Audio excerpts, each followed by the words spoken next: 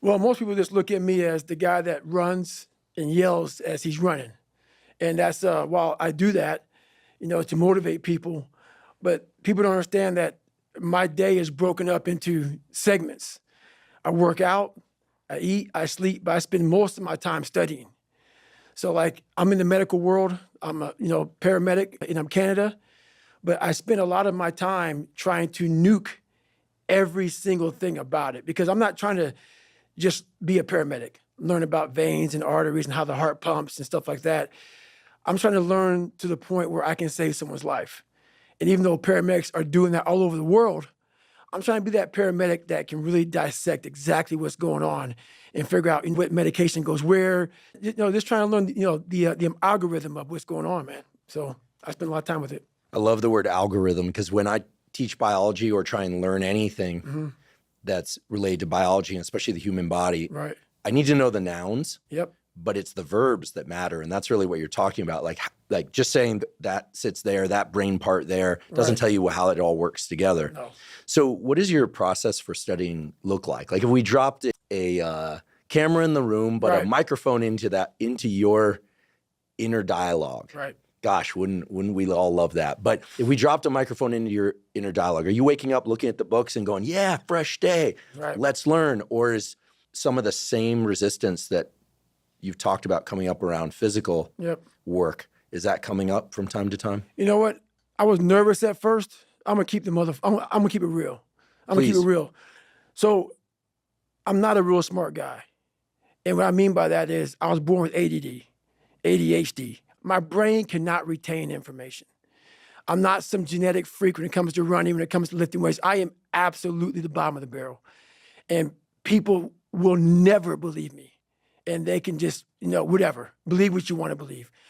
So when you ask me this question about what does studying look like for me, I have to go over the same page over and over and over and over again. While Jennifer can look at that page while she's quizzing me, she'll learn it right then as she doesn't know anything about it. She will quiz herself or quiz me and learn it as she's quizzing me. It's the most frustrating thing in the world how my brain works. So what I do is I literally sit there with a pen and paper and I have my books and I go through and have to write everything down every single day. I will study the same page until it's photographic memory from writing the same thing down. And then from there, I'll go back through and relearn it again. So I'll learn the bulk of it, but then I'll go through and learn the small things within that. So if it's a medication, I'll learn what the medication does. I'll learn how to even say the medication because these medications aren't like albuterol. No, it's very big words. So I'll go through, learn how to say the name. Then I'll go through, learn what the dose is. Then I'll go through, and this is like every single day. So not like, oh, I got it. Let's just go through. No, nothing is I got it. Every single thing. So I can't wait to get in this conversation because everything I do in life, it sucks. Everything I do in life, it sucks. That's why when I was 300 pounds and 24 years old, it wasn't like I had some big epiphany of let's just go be a Navy SEAL and let's lose some weight. No, I knew my entire life was going to be a struggle, which is why I just ignored it. And I said, I'm not even trying to jump off into this shit and learn how to read, how to write, how to memorize, how to become something I am not. But through that process, something happened to me. And I realized this is why I feel sorry for no one.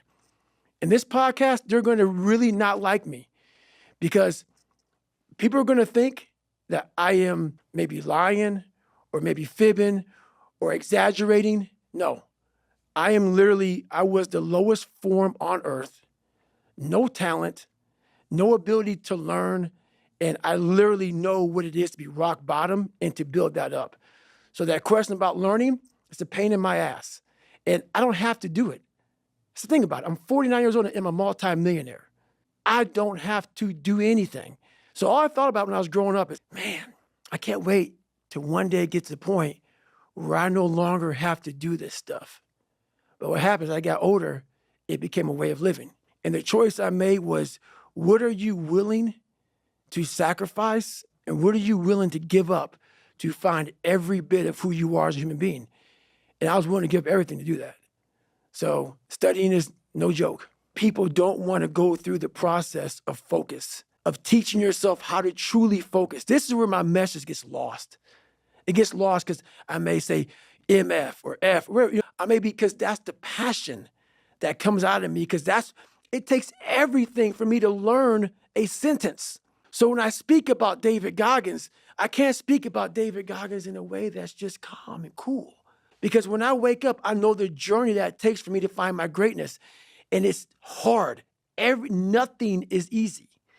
Nothing just like, oh, I wake up and I just do this or I do that, or it just, I watch people every day go through life, and it's so easy. For me to be where I'm at today, it takes every bit of me. So when I speak about it, and as I get going here, you'll start seeing me, the tempo will rise.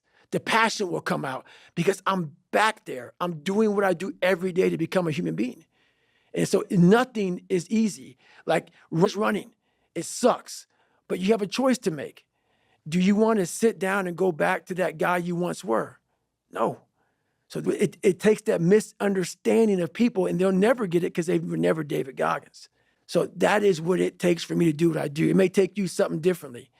So for me, everything has to be in the studying. Everything has to be into this. Everything has to be, and everywhere I am, it has to be there. Me, focused where I am.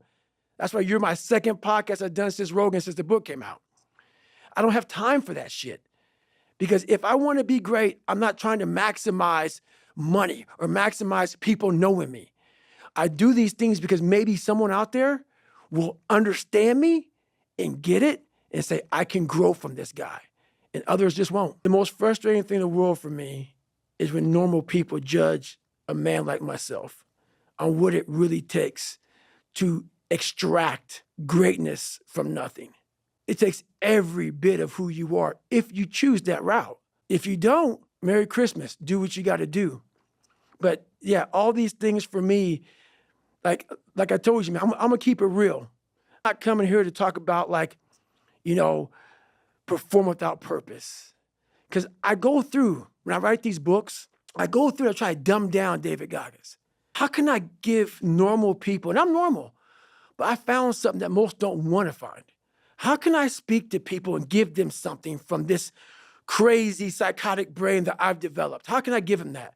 So I sit down with Jennifer for years and write down perform without purpose, callous your mind, armor your mind, the cookie jar, the accountability mirror, shit that people can fucking use in their lives. No, I'm glad it helps you, but the barbaric life that I live, that you have to live, the almost obsession that you must have to be great, you can't put that shit in a fucking book, bro. You can't put it in a book. You can't. Can't write about it. It has to be experienced. It has to be experienced. I had a laundry list, a table like this of what I have to do to become just a human being that can make ends meet, that can make $1,000 a month just to get there. Was like, oh my God, dude, like I'm 16, 17, I can't read, I can't write. And oh my God, I'm so behind the power curve, and my brain is about being depressed, and my dad beat, my mom's not home, and kids are calling me nigger at school. And I'm like, oh my God, man, what the fuck do I do? And it wasn't like someone came around and said, hey man, you can do this. This is all me. Some people know, where's this cold man come from? I'm not trying to be cold. It's the reality of my life. It's the reality of a lot of people's lives. And so, yeah, that had to happen for me to be haunted, to pull out, to extract the guy that I am today. That haunting is something that's still there today. Because no matter how much you improve, no matter how much you change who you are, it's not permanent. You don't just wake up and say, oh my God, man, you're David Goggins. You break records, you do this, you do that. People want to know, how are you able to just be so hard? Because I never turned the fucking thing off. Because once it turns off, I go right back to the David Goggins that is. And that's the guy that I'm constantly fighting every day. And it's a choice. And that choice makes you misunderstood. It makes you crazy. That's why I hate fucking social media. In 2013, people wanted me to write my book. I did it in 2018. It took 5 years. And the reason why I didn't do it, I sat at a table and Jennifer was there. This is before she started working for me. I started dating her, whatever. And all these people were there. And they're like, man, you got to go on social media. And I was like, fuck you, man. Like, I'm not, it's poison. It's poison because I knew what I did to get where I am. And I'm going to have these people, these normal, everyday people, fat, lazy, is exactly who I was, judging me. Because I know it, because I was once them. All my hard work, all my dedication, I'm going to have some normal dude get his little brownie, his little ding-dong, ho-ho Twinkie, sit there with his coffee, picking me apart. Oh, he must be unhappy. He's just, do you know how hard it is to put these shoes on every damn morning? And I'm going to have you pick me apart? So, yeah, there's so much that goes into this that I was like, fuck this. I never want anything to do with it. So, anyway.